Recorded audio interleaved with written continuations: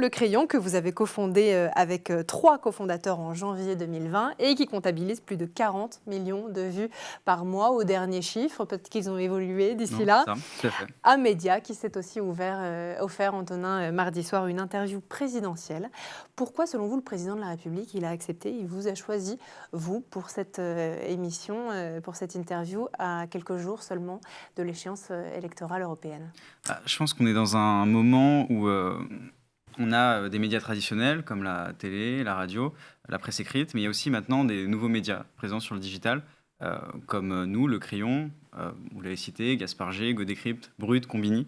Et je pense qu'aujourd'hui, il y a une part d'audience non négligeable, notamment chez les jeunes, qui s'informent chez les médias digitaux natifs du web. Et donc, on regarde directement sur nos réseaux sociaux les informations, des débats, des interviews.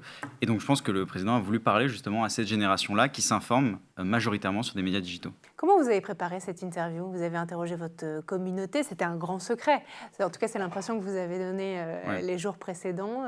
Comment vous avez choisi les thématiques, au-delà des européennes, que vous avez abordées avec le président de la République? En fait, ça s'est fait dans un cadre particulier, puisqu'on a accompagné le président lors de sa visite d'État en Allemagne. Et donc, on a suivi le président, justement, qui faisait cette visite d'État, justement, alors qui avait été annulée, qui devait avoir lieu en 2023, qui finalement a eu lieu cette année-là, juste avant les élections européennes. Et donc, on a voulu parler d'Europe, de jeunesse et de démocratie avec le président. Il se trouve que le hasard du calendrier l'a placé juste avant les élections européennes. Oui.